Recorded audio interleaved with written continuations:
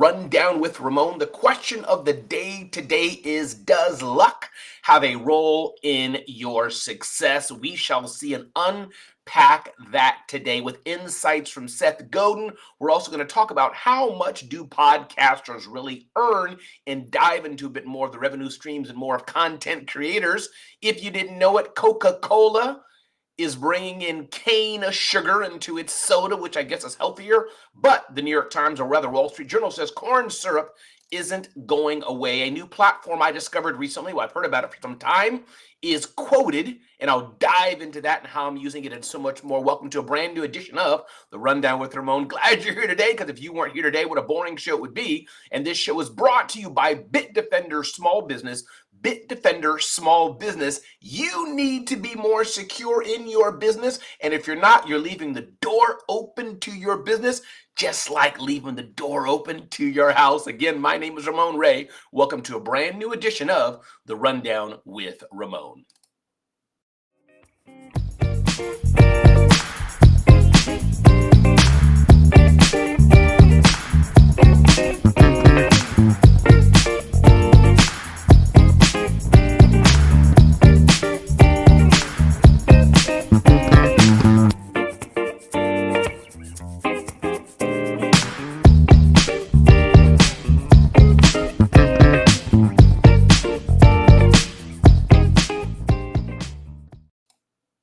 All right, welcome. We are back. Welcome to The Rundown with Ramon. And I'm wondering, is my audio even on? Is my audio being heard? I don't like to do this during a live production, but I'm wondering, is my audio working? And I suspect maybe it's not. I'm going to have to reset some things here. This is not good for the Rundown with Ramon show. But I think it's working now. I wasn't sure if it was working before. Maybe everything I said was not even coming through. Let's see what the people say. Hey, good morning, Ayanna. Thanks for being here. I'm going to press forward in hoping that that show was done good, but just in case it wasn't, I'm going to reset the show. I'm just going to do it live. Oh, it is coming through, but I wonder why I could not hear it there, Ayanna. But thank you again, everybody. Welcome to a brand new edition of The Rundown with Ramon. We got a nice episode for you today. We're going to talk about the power of luck. What role does luck have to do with your business and your life, if anything? Insights from Seth Godin. How much do podcasters really earn? Some insights here from the New York Times, a profile of a podcaster. As I told you before, Coca-Cola, cane sugar is coming to Coca-Cola, but guess what?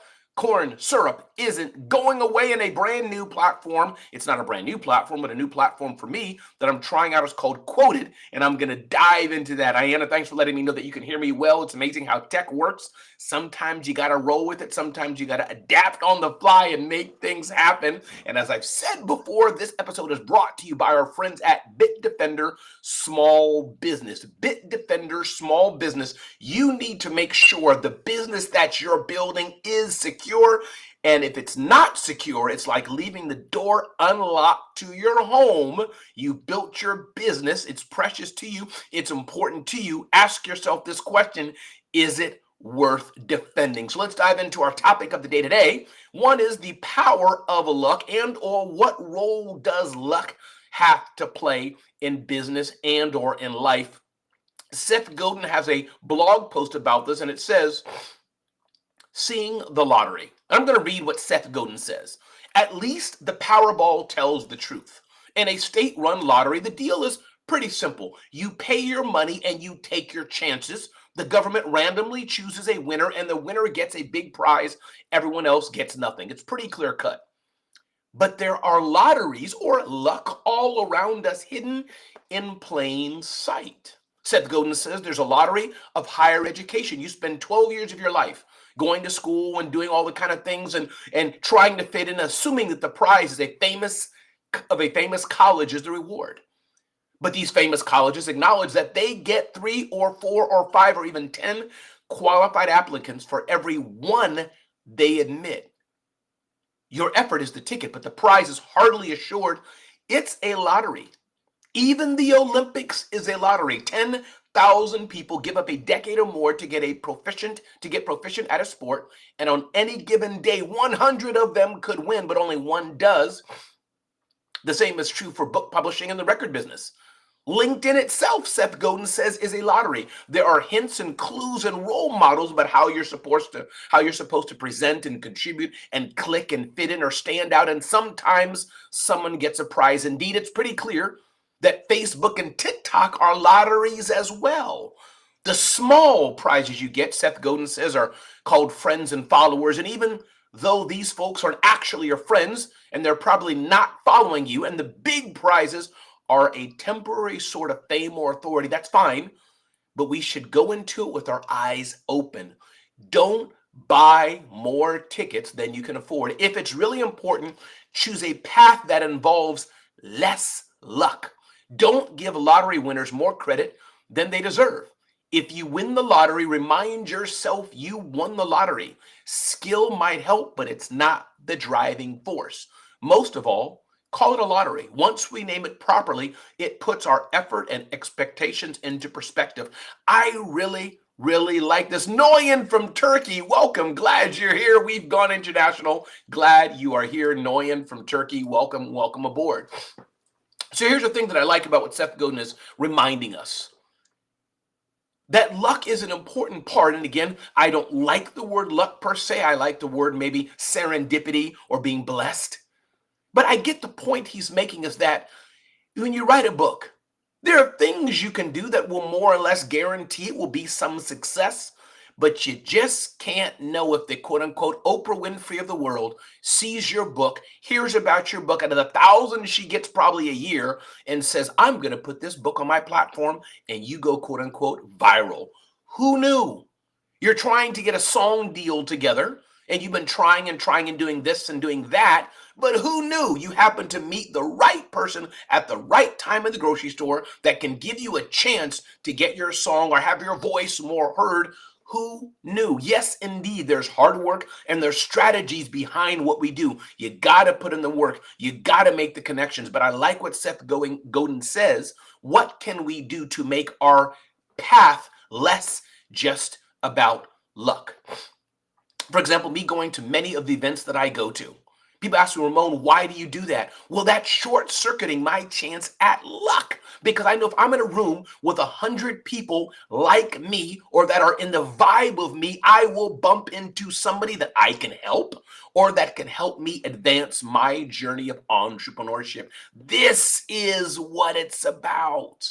This is what the journey of entrepreneurship is all about. Yes, there is luck, and we cannot not acknowledge that. The serendipitous moments on our journey that make our process better or easier, as it were. But what's also important, very important that we note, is that we have to make it so that we are bumping into more opportunities of success every single day. When I think about Gary Vaynerchuk inviting me to host VCon, that's a big deal. He could have invited anybody else. He could have invited other people. But because I bumped into Gary, I met Gary, I've been in his circles from time to time, he remembered me and said, let's have Ramon host. When I think about me doing other amazing things, being at the Aspire Tour, was it luck? Maybe. But also because on Instagram, being connected to Devon Brown, who's the key host of the Aspire Tour, and him saying, Ramon, can you fill in for me? So was it luck? Maybe. Was it strategy? Absolutely.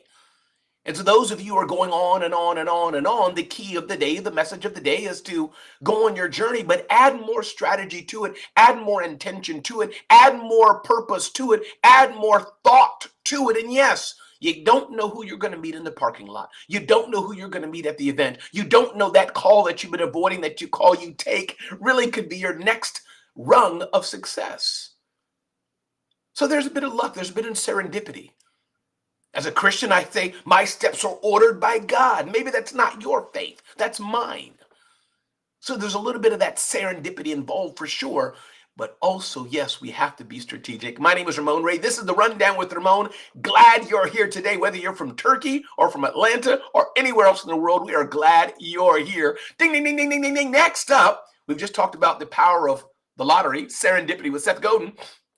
I wanted to touch on this. There's many here who are creators, who are podcasters and more. And I wanted to touch a bit on this. Hey, Alexandria Nicole, welcome to the Rundown with Ramon.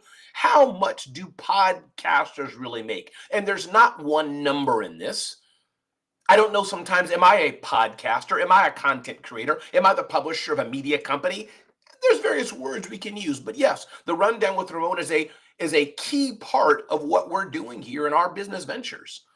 And New York Times had a nice article about how much do podcasters really make. Now, when you're hearing this, I'm going to say right at the front, there are many revenue streams for building a business. So as a quote unquote podcaster, maybe you have a book out and your book is generating revenue. Maybe you have a book out and it's not from the direct sales, but you're using a book to get more attention for your business, as I often do. Maybe you're getting money by selling a coaching program through your content. That's a way to make money. Maybe you have sponsors, as we do for our programming. Maybe you have sponsors. Maybe you're making money because the platforms are paying you. One of my relatives, she says she does ASMR, eats ice, and she gets paid a few $100s per month for what she does. So you can also be paid, and many content creators, podcasters, are paid by the platforms they're on to produce the content because those platforms need the content for their advertising. So there's multiple ways to make money. And let me dive through this New York Times article talking about Joe Budden, a former rapper who now oversees a robust podcast network, gave a rare look into the finance of the industry. Who has been called the Howard Stern of hip-hop rap. He accidentally overflashed. Last month, he posted a screenshot of his traffic from Patreon, which is a subscription service that allows fans to pay creators directly. It showed more than 30 million visits in 30 days. It appeared that he earned more than $900,000, a number that made headlines. $900,000 most likely per month. Overall, the Joe Budden Network is on pace to generate more than $20 million this year. That is beautiful and amazing. Mr. Budden agreed to share these and other details about his podcast business with the New York Times, offering a rare window into the economics of podcasting. Mr. Budden's reason for releasing figures now, he said in an interview, goes beyond flexing. He wanted to make a broader argument for maintaining independence as creators. So the money coming in, he's earned an average of $1 million per month on Patreon, and he has about 70,000 paying subscribers. Okay, this means that its 2025 subscriptions revenue will probably exceed $12 million. So that's $12 million just from Patreon subscribers paying him money, $5 to $50 a month to access his content. But subscriptions are not the podcaster's only revenue streams, says the New York Times. Mr. Budden's company sells its own ads as well, unlike many other top podcasters who team up with large networks like iHeart, Wondery, and SiriusXM and split the ad revenue. These companies typically offer hosts an upfront check, but control the rates and the number of commercials played each episode. So he sells his own ads, like the ads that play automatically during his videos on YouTube, where Mr. Budden has more than 1.5 million followers. The company also sells merchandise. So he gets paid by Patreon from subscribers paying him about $12 million a year, and then he sells his own ad through his network. The Joe Budden Network employs more than 30 independent contractors in roles such as production and administrative support. For example, more than $1.5 million annually goes to the co-host of the Joe Budden podcast. So in contractors, on-air talent, not just the contractor doing the production, is the biggest expense in this company. Other costs, including production fees, marketing expenses, and real estate. The company is in the process of purchasing for roughly $12 million the waterfront condominium unit in Edgewater, New Jersey, where it records audio and video for the Joe Budden podcast.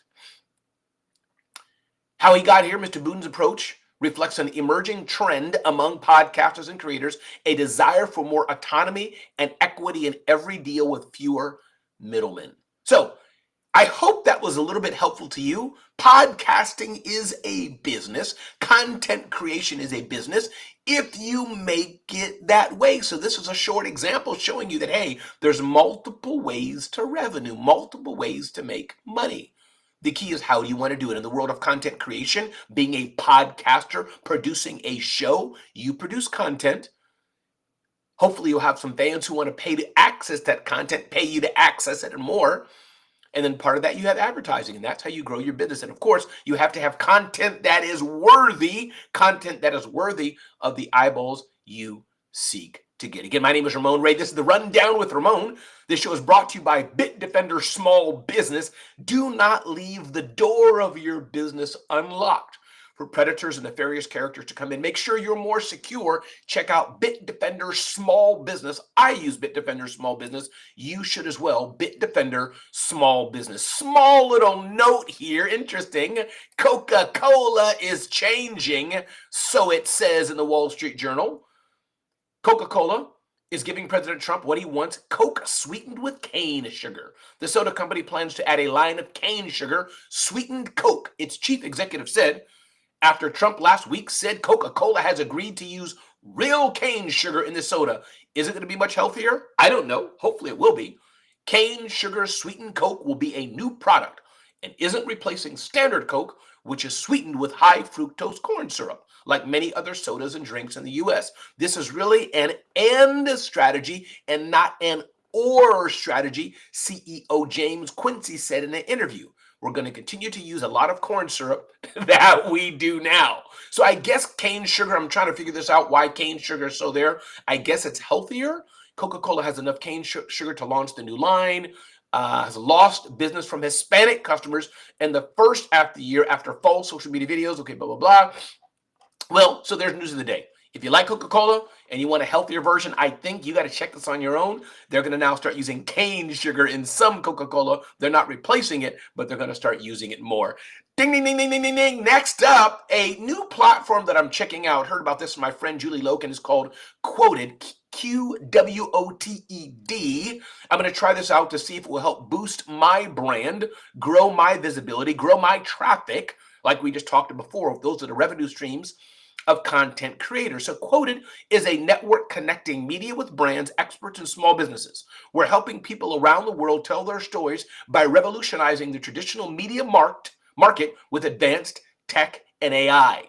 So Quoted looks like it has many different tentacles to what it does. An expert database. You could build relationships for better stories. Quoted helps storytellers diversify their stories, experts, guests, and speakers. So a expert database that I guess you can be in and or tap for your own stories.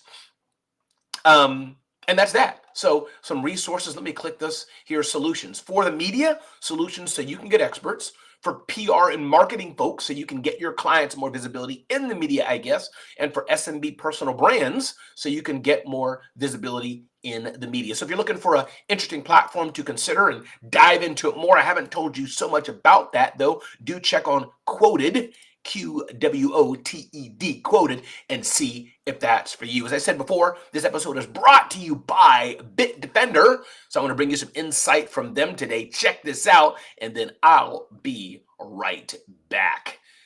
All right. Let's see here. Here we go. Check us out.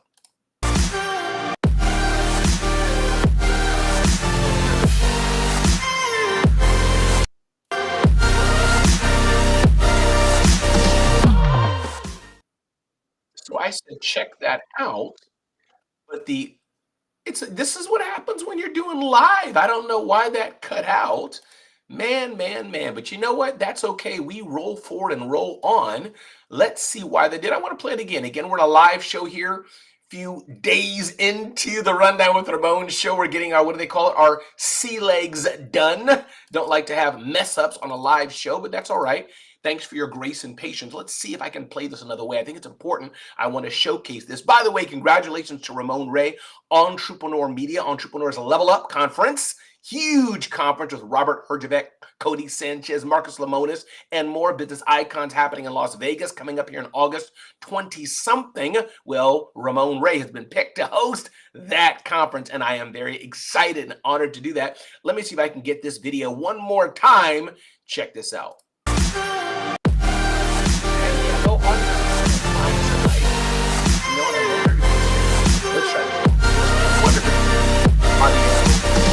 Audio output. It was playing the whole time.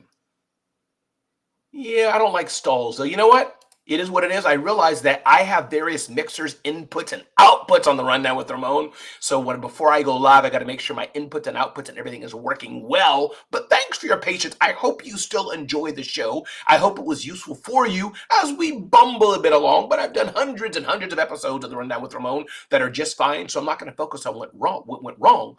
I'm going to focus on what went well and then make those incremental improvements on what I can do better. I hope you are blessed and well today.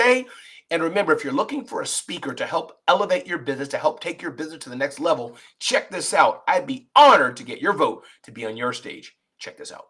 Does anybody here have a slow why that you wake up and know I can't afford to fail? I can't because people are counting on me. Anybody with me? Okay. So this is where I wake up every day. People ask me, Ramon, what drives you? Ramon, what drives you? Eating. Congratulations to my video producer who put that little ditty together, did some music. I thought she did a great job. Again, everybody, welcome to a brand new episode of the Rundown with Ramon. Be blessed, be amazing, and be back here next time, just about 7:30 EST. We may change the time a bit as I do some traveling and shifting of some time zones, but I'm glad you're here today. Thanks for watching the Rundown with Ramon.